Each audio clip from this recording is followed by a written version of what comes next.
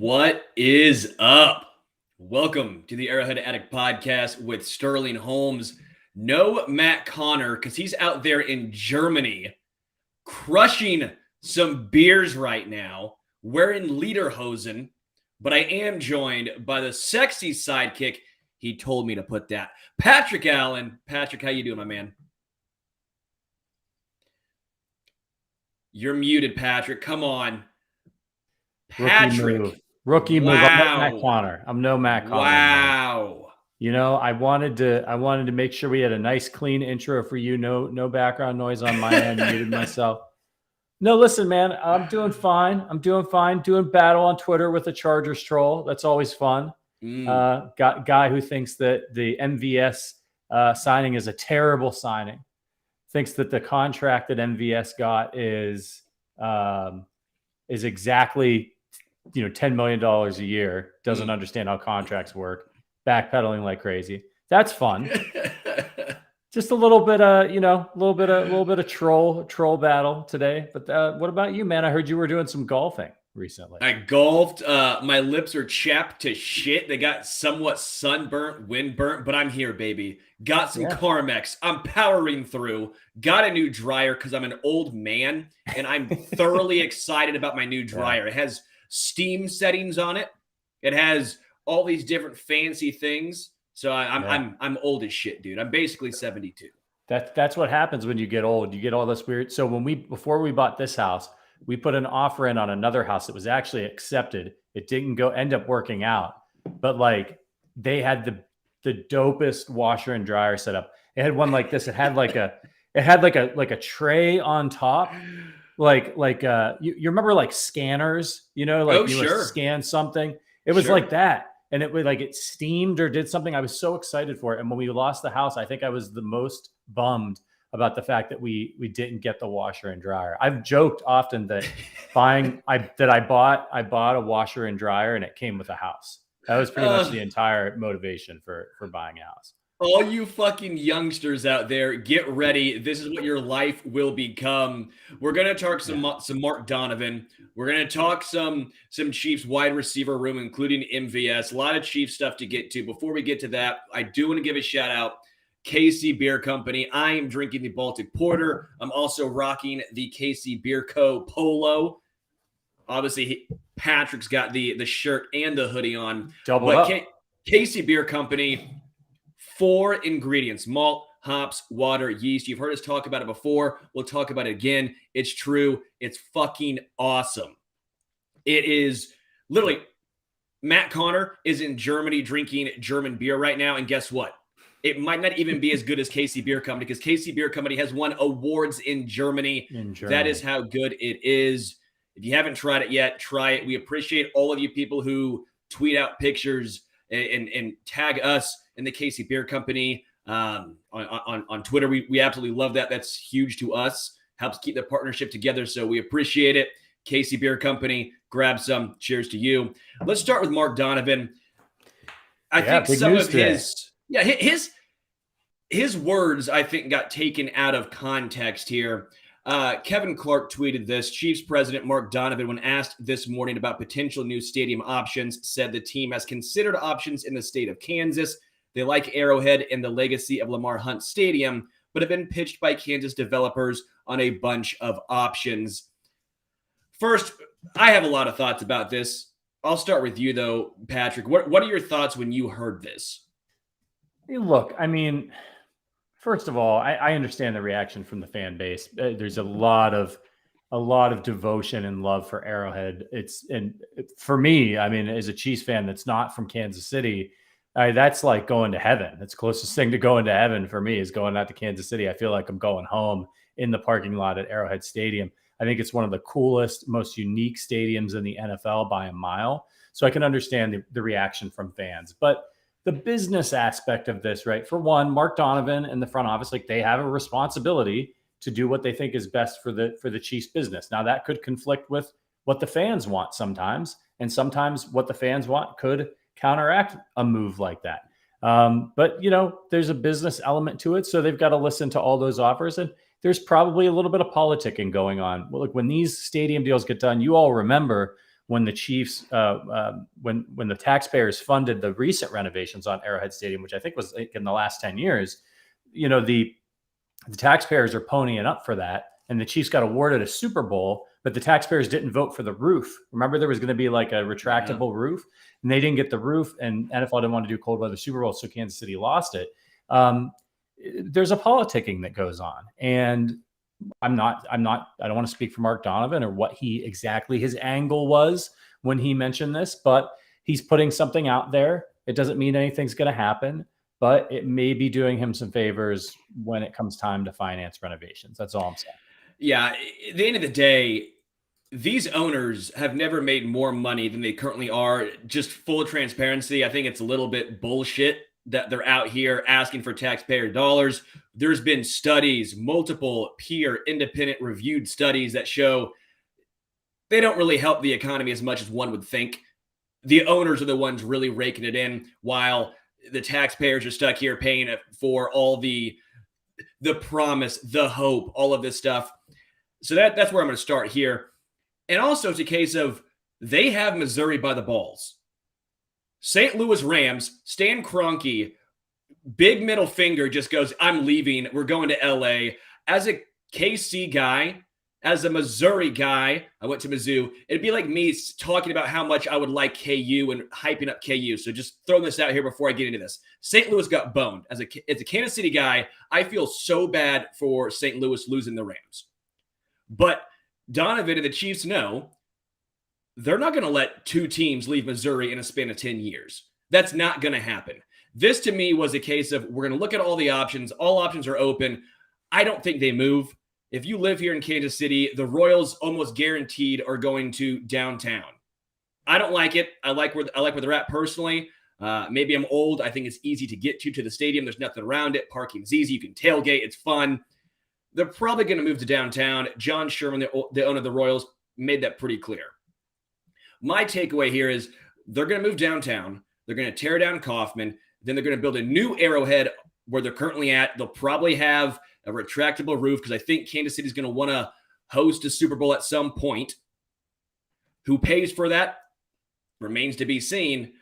But I think this is just a step in the first direction of saying, taxpayers, you're probably going to have to pony up some extra money or else we're going to have this threat, which I think is not a real threat, going to happen. Yeah, I think that's a really good point. The fact that it seems likely that the Royals are going to move downtown, now all this land opens up. And look, for the Chiefs to make more money or to get a Super Bowl, I was just at the Super Bowl in Los Angeles with this beautiful new facility. And it wasn't much for tailgating, right? But it was basically like a park all around this, and it was nowhere near downtown. He was in traffic for 45 minutes to get down there. I think I agree with you. I think that the Chiefs wanted that Super Bowl, and it had to suck that they didn't get it. And now they want a chance at a Super Bowl maybe, and if they can build a new stadium. I'd say just keep renovating the old one. I mean, it's such a classic stadium. I think it's in totally fine shape. Whenever I go there, I'm not like, this place is a dump. Is it one of these monstrosities? It was a very nice stadium in LA, but it didn't feel like it's like Jerry World. I've been to Jerry World too. I've been down on the field. These giant video boards, and you can't even see the other side of the stadium because there's these huge. I want to go to Arrowhead. I want football shaped fucking, video boards on either side. If I want to watch a replay, I want to see the fans losing their shit across the stadium. I want to be able to see everything. I don't want to feel like I'm like something's going to fall on my head and kill me. And the advantage that Arrowhead has with the noise and the way that it's built up in the upper deck with it's so steep, you feel like you take one false step, you're going all the way down. You're going to be on the 50-yard line. It's great. It's a great stadium. So, if they want to build more around it and make it a whole facility, fine. But I say keep the regular Arrowhead the way it is. If you want to put a roof over there, I guess I could be talked into that just so I can go to a Super Bowl in Kansas City. All I want is to bring back the troughs. I'm tired of waiting in line to piss. That's all I care about. Bring back the troughs. That's what Arrowhead is really missing right now. They have those at Wrigley Field because I live in Chicago. So I used to live right around the corner from Wrigley. We go there all the time. The troughs are the most uncomfortable thing because the ones that they used to have at Wrigley is they'd have that like U-shaped trough. So it's not just like you go up and you're facing the wall. It like there's like a half wall, but you can see over it, and it would go in a circle. And so basically, like you when you go to the urinal, you stare straight ahead at the wall, right? You're respectful to everybody. You're not looking around. You go, you do your thing. You stare. Everybody stares at the wall. You talk, whatever, about the game, and then you go. At Wrigley Field with those U-shaped urinals that they had, you go in there and there's this half wall and there's nowhere to look, right? Because there's a guy right across from you. And so it's like, you don't want to look left. You don't want to look right. You don't want to keep those guys out. Literally the only place for you to look is just to stare into the soul of the guy across from you who's also standing there doing his business. It's the most awkward thing. Never get used to it. Hilarious though. I'm just like, there's like, is there like a space like right here I can look at? Like we're not just looking at each other while we do this. Cause like who wants to stare at another person's face while they're taking a whiz?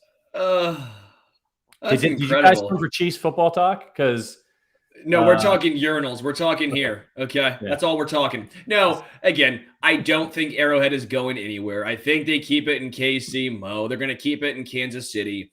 I think most likely, my opinion, they stay where they're at, and either they renovate the current Arrowhead and potentially build a dome, potentially build a retractable roof, or whenever Kaufman decides to go downtown, they take that spot, tear this down, build a practice facility. I don't think we're going to see a power and light district. I know a lot of other cities have a P&L sort of thing right next to it.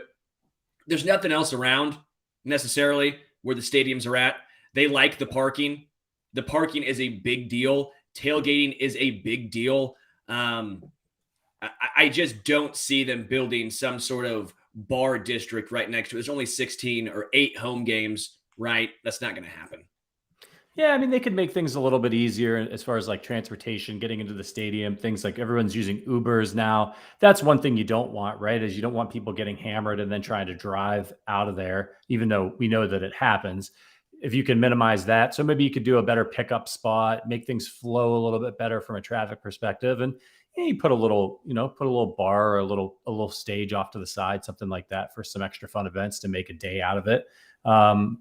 Bus lanes, all that stuff. But somebody was asking in the chat, like, are they going to would they do a dome? Caleb's asking like a dome. I believe that if you could still find the plans for what they wanted to do to Arrowhead, like, I think they would like essentially build like a thing around it, like a metal structure around it with like glass. And then, the roof could kind of come like up and over or something like that. SoFi is kind of open air. Like it's basically got a cage around it, but like it's partially outside. There's airflow. And also shout out to Samuel. I agree. The history of Arrowhead is extremely cool. If you look that up, it's phenomenal. I don't know where that article was. I read it a few weeks ago. Very cool. So Samuel, I'm glad you saw that too. Very, very interesting. I do want to get into the Chiefs wide receiver room. Obviously a lot of talk. Tyreek Hill going to Miami. Yeah. At this point, sunk cost. Get over it. There's no bringing him back unless the Chiefs decide, you know what, do you want to pay the highest paid wide receiver? Miami, 7th rounder. We'll take him off your hands. Sure. But MVS, Juju Smith-Schuster, Mecole Hardman, Chiefs got 3 guys right now. They're obviously going to supplement in the draft. We all expect a first round, second round draft pick taken on a wideout there. But there's also some trade opportunities. There's still OBJ if you're trying to get a guy maybe halfway through the season coming off of injury. What would you do, Patrick? Are you on board with the trade for DK? Are you you know what? They traded away Tyreek. They're trying to get younger and cheaper. Stick with that plan and only supplement through the draft. What are your thoughts? No, because look, if they can find somebody in the draft, that's great, right? And we have seen recently, like with guys like Jamar Chase, rookie wide receivers making an impact right away in the NFL. But we've been watching the draft for a long time. We've been watching we watched John Baldwin come through Kansas City drafted at the end of the first round, right? And the guy that we're talking about, DK Metcalf, was taken in the 2nd round. It can be a little bit of a crapshoot with the wide receiver position. We know that. Same thing with the running back position. That's why necessarily you don't take a running back in the first round.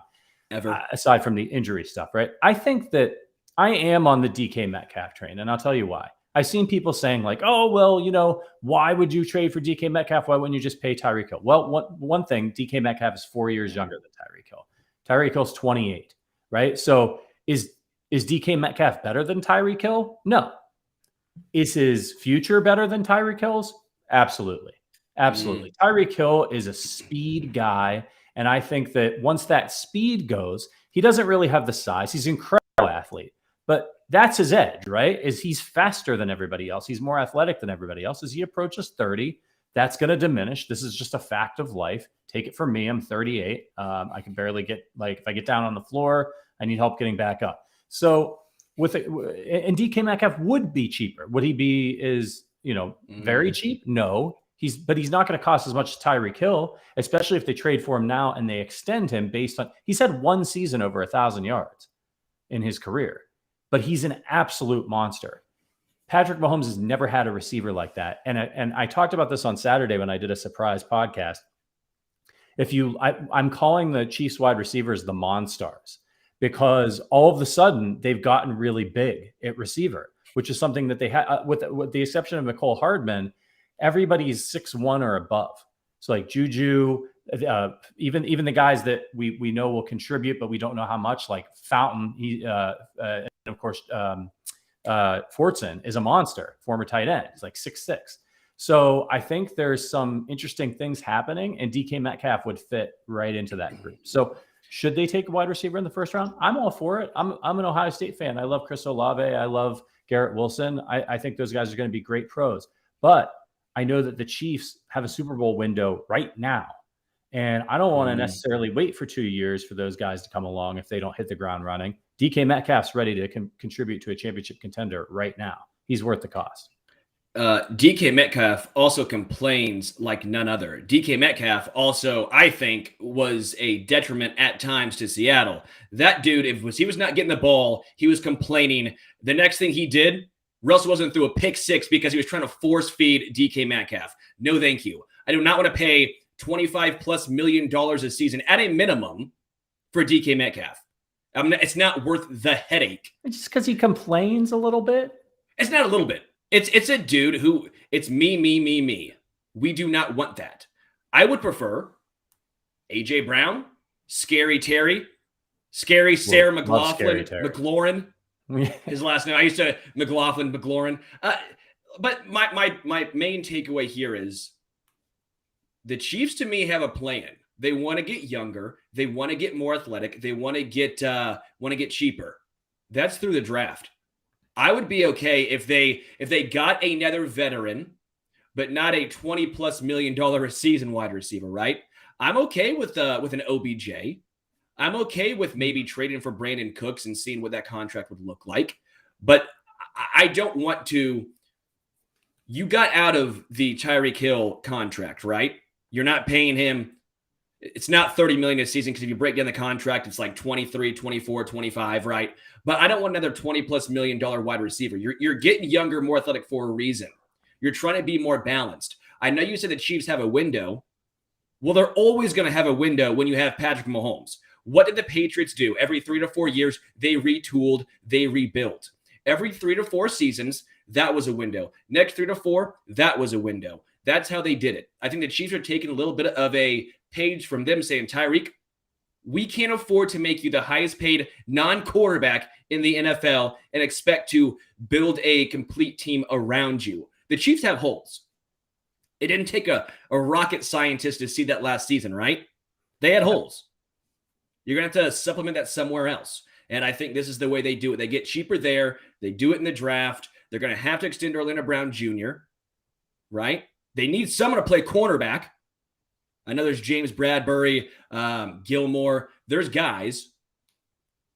But you have holes. Having a great wide receiver is great, but if you get burnt every single time on defense, if you have no one else, that's an issue. I will say, though, that yes, I think they want to get cap flexibility and they wanted to get picks and they do want to get younger.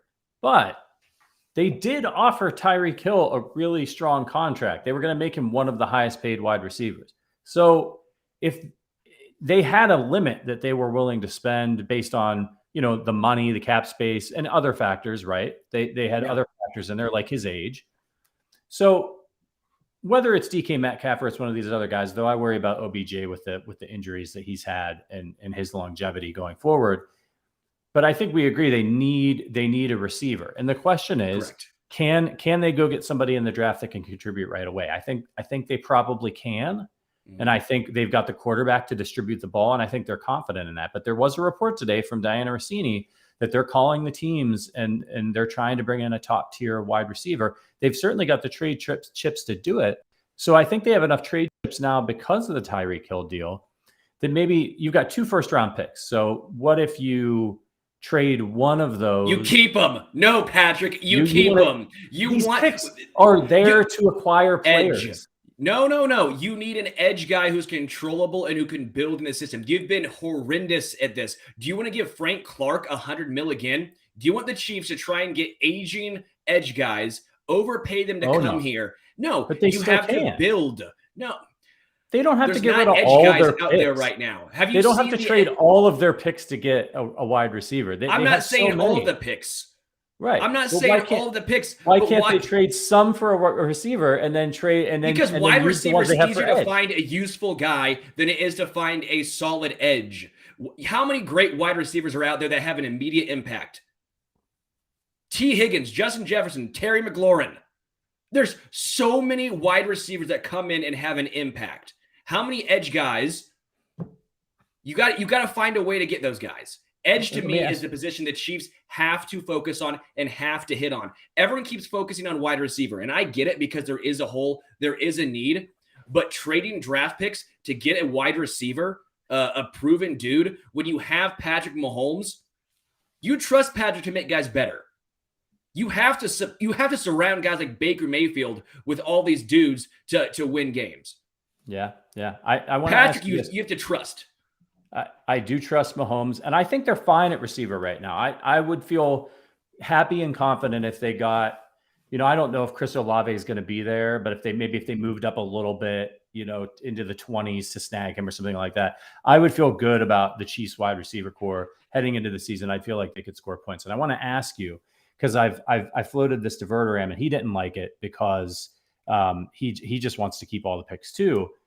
How do you feel about taking those 2 first rounders and trying to turn them into one of the elite pass rushers in this draft? So taking the 2 first rounders, maybe you got to use something else and moving way up and going and getting your guy. Because the Chiefs don't have they haven't had for a long time like that Myles Garrett type of player, Joey Bosa type of player who wreaks havoc, who can single-handedly destroy drives.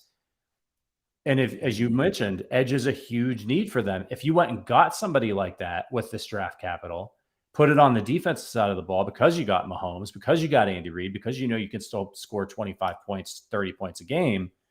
Do you like that move? Or do you want depth across the board, not a top tier guy, but an okay guy at receiver, at edge, at corner?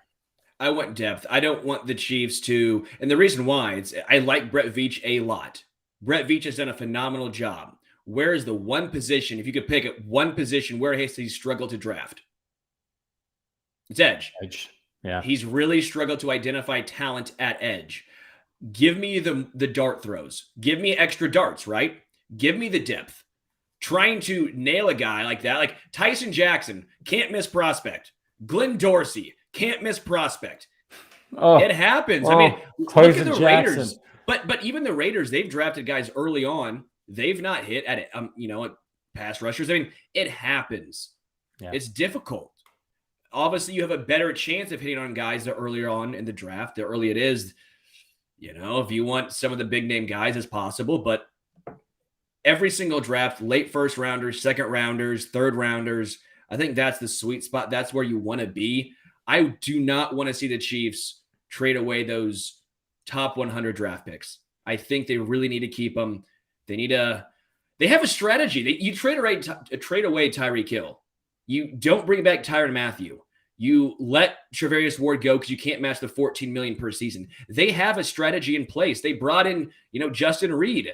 They're trying to get younger, more athletic. They're trying to get more cost control. They have a plan in place. This year, correct. They probably aren't going to be as good as they were last year.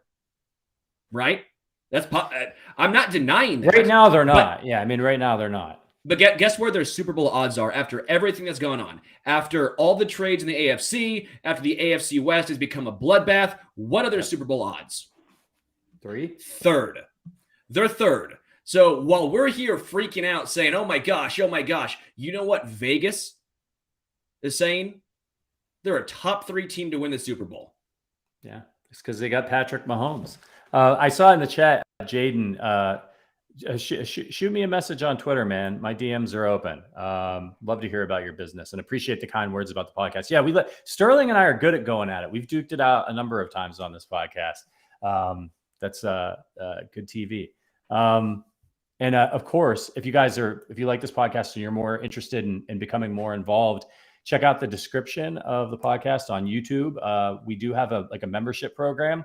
There's a private Discord. We hang out with everybody, shoot the shit, talk football. We do happy hours. We had one just like a couple weeks ago. Got another one coming up next month where everybody hops on the Discord and we got our videos on and we just talk, meet everybody, drink beer, KC Bier, and have a good time. So if you're interested in that, hit us up.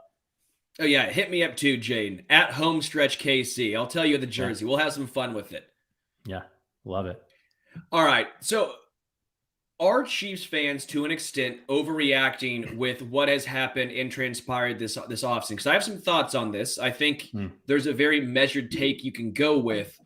But when I saw the Chiefs were still third, favored in Vegas to win the Super Bowl, at some point you kind of have to pump the brakes and say, all right, we've seen what's transpired. We've lost some of the pillar stones of this Kansas City Chiefs team. Yeah. But they're not out here to lose money. How often have you seen? I mean, Vegas can be wrong, but they're not in the business of losing money. They typically know. They have a pulse on what's going on. What were your thoughts? Yeah, look, I didn't like the Tyreek Hill deal when it happened. There was some reasons for that. We were live. I thought that the Chiefs had a chance at the Jets' top 10 picks in that deal. So that was a big part of the reason why I hated the trade. I still don't love it, but I understand why they did it, and I'm excited about the possibilities that these trades present. Your comments about Vegas are dead on, and I think what that tells us is the one thing that Vegas knows is that this is a quarterback league. So they're looking at history, and they're trying to predict the future. What do they know? They know this was a perennial playoff team with Alex Smith at quarterback, not the best roster, and Andy Reid as the head coach. They know that this team still managed to score points with Alex Smith, a limited but talented quarterback, at the helm. Now they've looked at what Patrick Mahomes has done. They looked at what Patrick Mahomes did in his very first year starting, where he won the MVP and the defense couldn't stop a nosebleed. So Vegas isn't panicking because Vegas knows that Patrick Mahomes is one of the greatest quarterbacks ever. And he's probably the best quarterback in the league right now. That is why the Chiefs are still favored. They're banking on the quarterback and they're banking on the head coach. And I think we should be doing that as Chiefs fans as well. There is absolutely no reason. The team went 2-14 before Andy Reid got here. And the next season won, how many games did they win? 12, 13 in his first season. His worst season in Kansas City was 9-7. So the Chiefs are in good hands and they have the quarterback that we've all always dreamed of. And when he signed that 10-year contract, I think we all needed to realize he's here for the long haul and there are going to be eras. Like we're in the Patrick Mahomes, Andy Reid era, but there are going to be mini eras, right? There was the Randy Moss era in New England and the Wes Welker era. You're coming on in the 3 to 4 year era. Yes. Oh yeah, absolutely. It's not going to be the same group. A lot of players from the Super Bowl team are gone. But they were in the Super Bowl just a couple of years ago in the AFC Championship game last year. So as long as they got Patrick Mahomes, they got a chance. Brett Veach is an excellent GM, great coaching staff. The training staff is tremendous. So the Chiefs are a first-class organization, and they're going to be a problem for the rest of the NFL for years to come. This is going to sound weird. You don't have to be the best team every single year, but you have to be a team that gives yourself a chance to win the Super Bowl every single year. You can't be the Jags. You can't be the Jets. But when the Patriots, when they were winning, were they the best team every single year? Were the Giants the best team the year they won the Super Bowl? Were the Bengals the best team in the AFC last year? I know they lost the Super Bowl, but they were in it. Yeah. I don't think outside of Cincinnati, anyone's out here saying the Bengals were the best team in the AFC last year. You have to give yourself a chance over an extended period of time. Right. I think we always like to think the best team always wins, but that's not true. In any sport, it's not true. I'm a massive Royals fan. The Royals, in my opinion, were not the best team in 2015. But they won the World Series. So the Chiefs just have to give themselves a good chance to win a Super Bowl over an extended period of time. And again, that's why I think the Tyreek Hill move made sense. To me, it showed that Brett Veach had a lot of restraint. We've seen Brett Veach be aggressive, right? But the fact that he had a number in place and said, we are not going over that number. That takes stones. That takes restraint. That takes knowing the fan base is going to be pissed off, at least for a little bit. Yeah. He knew how we'd react to trading Tyreek Hill when he's 28 years old after an AFC Championship appearance. Like, he knew, and he's got to look. I'll say this: if he pulls it off, right? Like, if the Chiefs win a Super Bowl in the next 3 years, we're gonna look back at that Tyreek Hill trade and be like, "Wow, man, Brett Veach, he goes from really good GM to legendary GM." I think. If he can take what he's done with the Tyreek Hill trade, take these picks, turn them into a bunch of contributing players, maybe some stars, and they win another Super Bowl. Because, like, if they're winning a Super Bowl and Tyreek Hill's 30 and, he's lost a step, like, we're going to be looking back and being like, man, thank goodness we didn't sign Tyreek Hill to a 4-year deal. We just won another Super Bowl. So I agree with you there. I do want to hit a couple questions really quickly. First, Odello, thank you for the super chat. That's Appreciate you. very nice of you. Jamison Williams in round 1, a cornerback if we don't trade up to get him, and David Ajobo in the 2nd round. Sure, I'm in. Don't go to pull my arm if you don't have to trade up. I don't know if they're going to. The one thing with Brett Veach, 2 things I know. He doesn't like to give old guys big contracts, right? He usually gives the big contracts to guys in their mid-20s. And the other thing is, the cornerback position, he's not traditionally thrown a crap ton of money at. I think he's willing to pay for a leadership guy, like when he brought in Tyrann Mathieu, trying to get some pillars or some grounding guys for one side of the ball or the other. But I don't know. I don't know if he'll take because like, he's trying to trade for Bradbury, right? We know that's been reported that the Chiefs are still talking and that they're interested in Stephon Gilmore. So that's kind of interesting to me. I think it's possible that his past actions tell us that he views cornerback as a position where you can swap guys in and out, and that you just need good, solid guys that you can count on back there, and you don't necessarily need a star like you need a star, maybe an edge rusher or somebody who can really cause havoc.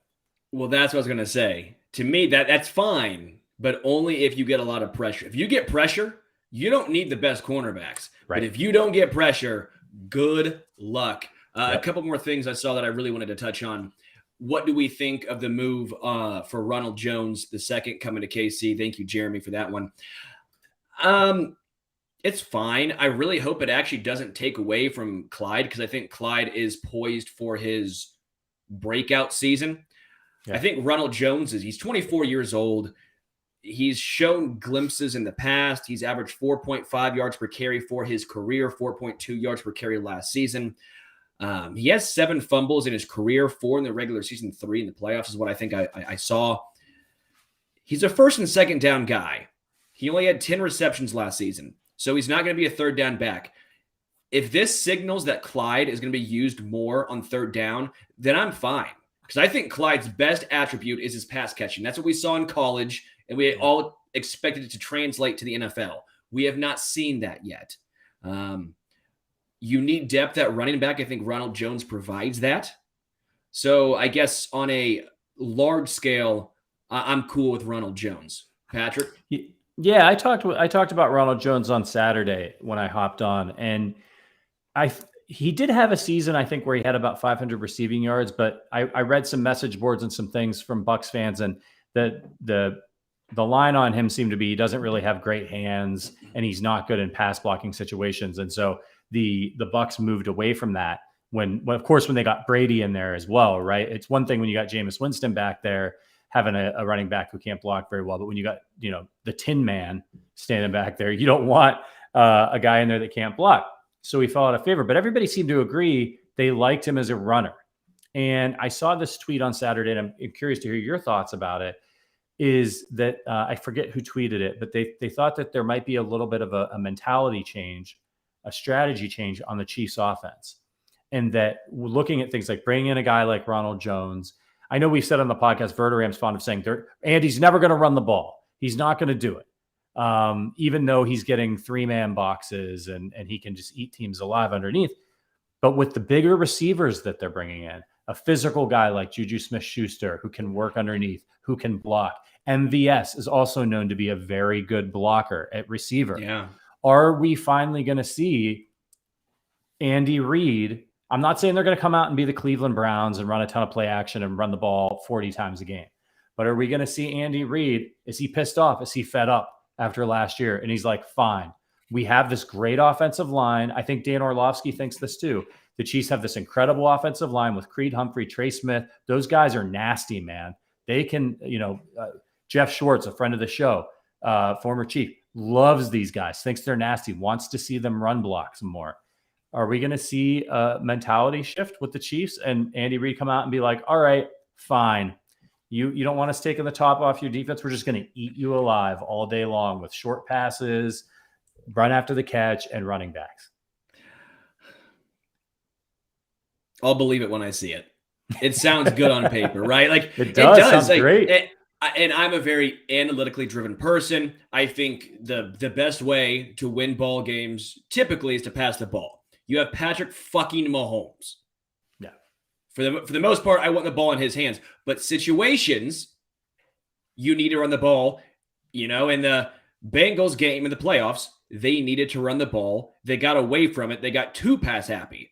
That's a thing. Right. It's possible to have one viewpoint and also say at times that can be wrong. That's where I'm at. This gives them the ability to run the ball more. Do they do it? Again, I'll believe it when I see it. I did see one thing right here. My thoughts on Max Borghi, the guy from, I think, WSU, the running back in the late round. I don't know, man. I don't want to pretend like I know enough about him. I would take Tyler Beatty if he fell, the Mizzou running back in the late round. He's a very good third down back, hell of a pass catcher. For sure take him, but I don't want to lie and say I know a ton about him. What are your concerns, Patrick, with Mahomes, if you have any at all? The first few games of last season were a struggle. There's no denying that. Then he turned into the Patrick we all knew and love. He then decided to have a meltdown, which we have never seen in that second half of the playoff game. Yeah. Are you concerned at all that there's maybe a case of the yips, a case of he might be in his own dome? Are you saying it's a new season? I'm not worried. He's Patrick Mahomes. He'll be fine. I think, look, I think part of growth, whether you're an athlete or just a human being, is failing and meeting conflict. It's how you get better. You don't get better by lifting, right? Like if you're lifting weights, you don't get bigger muscles by lifting the same weight over and over and over again. You might get more toned, but you're not going to add on any weight. You need to lift heavier weights. You need to do damage. You need to tear muscles. It's like that. I think in anything, you need to keep challenging yourself. And I think defenses are always adjusting to try to figure out how to stop the great quarterbacks. And there are going to be periods where these quarterbacks have to adjust. The good ones are able to adjust to what teams are throwing at them, and they continue to win. The ones who are not great, like take Baker Mayfield, right? Teams like figured him out. Okay, this is what he needs to do to win. We're going to take that away. He hasn't been able to adjust. And we've seen that with other players too. We saw it with Alex Smith. Had to win a certain way. If things didn't go the Chiefs' way, if they fell behind, if they were in third and longs, they were screwed. So no, I don't think Patrick has the yips.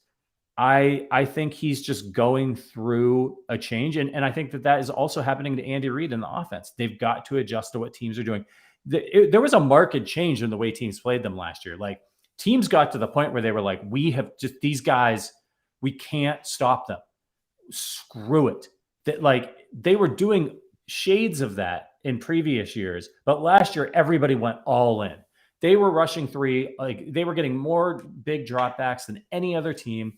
And the Chiefs had a certain offense, they had certain plays they wanted to run. And when there's a million guys running around back there, it's difficult to move the ball into that. I don't care how good your quarterback is. So the Chiefs do have to have a little bit of a philosophical change, I think. They have to adjust in the way that Belichick's adjusted the offenses for the Patriots over the years. Brady didn't throw 50 touchdowns every single year. It wasn't because he wasn't good. It was because the Patriots were good at adjusting to what teams have thrown at them. Patrick is still very young in his career. And I think that, after a couple of years, he's going to have seen it all. There's not going to be things that he hasn't seen that has been thrown at him. So I think he's fine. But I will say in that Bengals game, I've wondered if he had a concussion. Because I hope he didn't. I hope it was just he had a bad game, and that can happen as well. But it just didn't feel like him. It was very strange. He seemed slow in the decision-making process. Maybe it was the yips. Maybe it was in his dome. I hope it wasn't a concussion because we don't want that happening to anybody. But I've wondered because it was very out of character. Yeah, I thought the same thing. It was asinine, man. I do think the yips happen. I do think we saw some early on in last season, but I think he's fine. He is best when he plays loose. That happens when he's playing from behind. It's why the Chiefs are never out of a game whenever they fall behind. I do think potentially the revamped offensive line was supposed to take some pressure off to ice games away. Andy Reid didn't run as much. Maybe this is Brett Veach and maybe Andy, because Andy obviously has control over the roster, but Brett Veach saying, Andy, we need to ice games away. Come on. You have this offensive line. Now use it. This could be an aspect here, but I think Mahomes is going to be fine. He's too good, too talented. I'm with you. There's a learning. Players have this.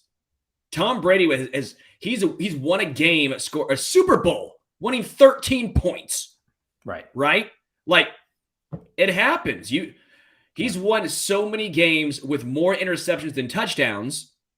Playoff games. It happens.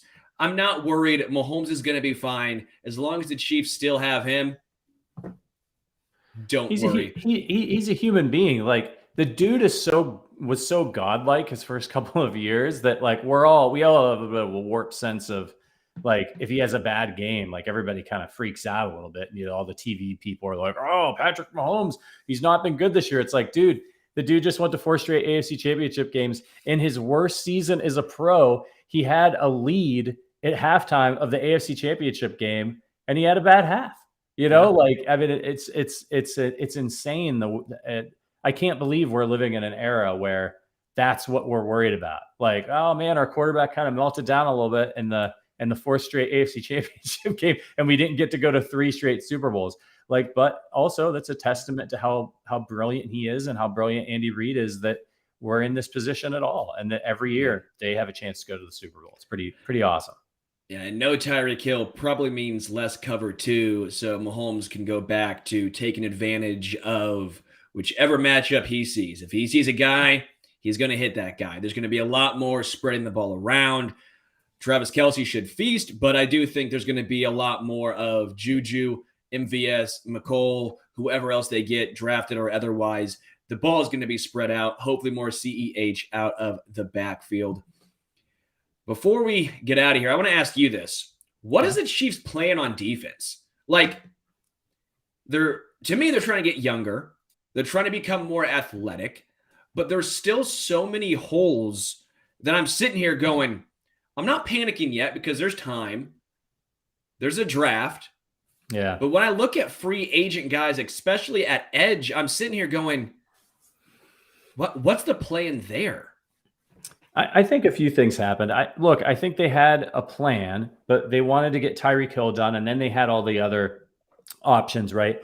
The Orlando Brown extension that they can do, the Mahomes thing that they can do to free up cap space. So I think that their plan going into the offseason was to draft edge in the draft, to utilize the draft to get younger and fill some of their defensive holes. the Tyreek Hill trade changed everything. And part of what caused the Tyreek Hill trade was the Devontae Adams thing with the Raiders, and the market got all crazy. So I don't think the Chiefs were prepared necessarily to go down this road. And so a lot of those guys are gone. I think if this had all happened right at the beginning of free agency, the Chiefs may have made a play for one of those top tier pass rushers. Since it didn't, I think what Brett Veach is doing is he's letting this situation come to him, in that he's sitting there on the throne right now. He's got all the draft picks and he has all the cap space. So the things with like Bradbury, Stephon Gilmore, he's like, I like those guys. I would like to bring them in, but I'm not going to overpay for them. I'm not going to give up too much draft capital for them because, frankly, I don't have to. I'd like to get Bradbury, but if I can't get him for the price that I want, I'm going to draft somebody. I have all the draft picks. I know who I like in the draft, and he has the mobility. I know people want to keep the picks, but he has the mobility to move around. It doesn't have to be a giant leap from 29 to 5. It can be a leap from 29 to 22 because there's the guy he wants, right?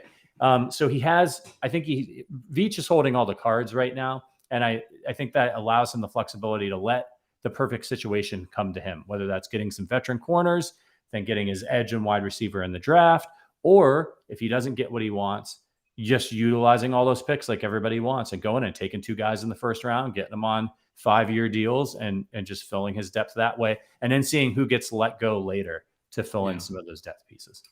Yeah, there's going to be guys that get let go that miss rosters, monetarily reasons or not. There's going to be other players that become available as the offseason progresses. I am worried, though, at edge. Cornerback, I know everyone wants Gilmore. They want Bradbury. Those would be lovely. But they've found ways to find draft picks, to find guys who aren't traditionally the makings of a superstar and turn them into very good players. Javarius Ward just got $14 million a season. Javarius Ward was a very, very good cornerback here for a long time in KC. Yeah. He wasn't a superstar, but he was a very solid cornerback. Yeah. The Chiefs have developed Rashad. They've developed L'Jarius Sneed. I trust them there more than I do at edge. I'm getting to the point where I am getting desperate for Jadeveon Clowney. I've been telling you guys that they should sign Jadeveon Clowney. Because he's not going to cost an obscene amount. We always have acted like he's going to get this large contract. It's never come. If he didn't have that one hit in college, he might not even have this. But he's always rated out pretty well on PFF. He does a lot of the little things. He is good in the run game. He gets pressures. If you have the money and the capital, I would prefer to spend money on Jadeveon than on cornerback because I trust him to identify a corner in the draft more so than I do an edge guy. Yeah. Typically, corners can come in and play sometimes quicker than edge guys too. I mean, edge guys, as we've seen, it can take some developmental seasons, I should say. So that's where I'm at. But yeah, I am getting a little desperate here, and Jadeveon's a name that I would much, much prefer to have here. He was very good in Cleveland last year. He's generating a lot of pressures. He had a fair amount of sacks. He's a guy I would definitely take a look at if I'm the Chiefs. I think at corner, we have to remember too, some of these guys might already be on the roster. And Charvarius Ward, maybe not at edge, but like at corner, Charvarius Ward's a good example, Fenton, like of guys who they weren't on your radar. And then they ended up being really important contributors to the team. Why have they had, a guy like DiCaprio Bootle hanging around? Right? Like, I know it didn't go well for him last preseason, but there's a reason they're interested in these guys and they have a good track record of developing them. I'm not saying he's going to be our number one corner next year, but maybe all of a sudden he's a guy that has a good camp, looks good in the preseason, makes the team, starts contributing as a back-end corner, and there's your depth piece coming in. So if they're doing their job with player development and player identification, which they've done a pretty good job at, I think they've got plenty of options for depth at corner. I also love the guy in the chat whose name is Angry Drunken German, because I'm really starting to think that's Matt Connor right now. Matt Connor is in Germany right now, drinking a shit ton of beer, while Patrick and myself are toiling away. Yeah, what time is it in Germany? I have no idea. We should. Where did he go? Is he in mute? Like, where's he at? I think all over. I don't know. Ich liebe He's Bier. Timed it. Dry beer, bitte. That's how you order 3 beers in Germany. And please, because I'm a proper gentleman. I'm not going to be an ass. Right. Yeah. No, I am very jealous because I love beer and I've always wanted to go to Germany. And Matt Connor was like, hey, Sterling, I'm going to be in Germany. So, I'm out. Richard says it's almost 1 a.m. in Germany. So that makes sense. By now, Matt Connor sloshed. He's like, let me get in the chat and troll Sterling and Patrick. That's what he's doing. Picture that guy in lederhosen. That hair, that beard. He's rocking it. He's got the flowing mane, man. Look, if the Chiefs play in Germany, we got to go. Well, yeah, I think that's a high possibility that the Bucks are on their schedule. The Chiefs have a partnership with was it a soccer team? Is it Munich? I'm not sure, but it's Germany is one of their their international distribution markets. So their games play there. So the fans are there. Same with the Bucks, I think. And now that Brady's back, I mean, there's almost like a zero. I'd be shocked if it's not Chiefs Bucks in Germany. So we're gonna have to figure it out. And we're gonna have to talk to Steve at KC Bier Co. Patrick. Yeah. Arrowhead Addict goes to Germany. Huh? We could do it, baby. I think we should do it. I think we got to figure out a way to get out there. It's like it's an Always Sunny episode. The gang goes to Germany. It's just us, and it's just us getting just tanked, having a good time. Are we do we have to do a podcast in lederhosen? Well, I think yes, but I could see Verderam rocking a the beer girl outfit, Yeah, the St. Pauli girl. He's got the perfect body type for that. I feel like he'd look good. He'd look good with like the overalls and the high socks. Mm-hmm. It's kind of he's a stout fella. I think he'd look great. Yeah. You know what? I'm all in now. I'm all in. You know what? What's great is Matt Connor wasn't even here and we still went off the rails. Yep. I mean, there weren't as many bad puns though. Not as many bad puns as we used to. Well, Patrick, this was a lot of fun. Everyone in the chat, we appreciate all you guys. Everyone in the Discord, thank you so much. If anyone's going to Jason Bolin and the Stragglers on Thursday, let me know. I'll be down there at Knuckleheads in KC. Drink KC Bier Company. Don't panic. The Chiefs will be fine, except for I'm panicking at Edge. And remember, Patrick. Oh, dude. Well, you didn't talk to me about this. Chiefs. You didn't talk to me about this. We gotta have. Did you put it on the outline that I'm doing the outro? I did not put it on. No, all I this needed is was your a go show. Chiefs. I'm appearing on your show, right? I'm not going to expect you. If you remember, go and as Chiefs. always, go Chiefs.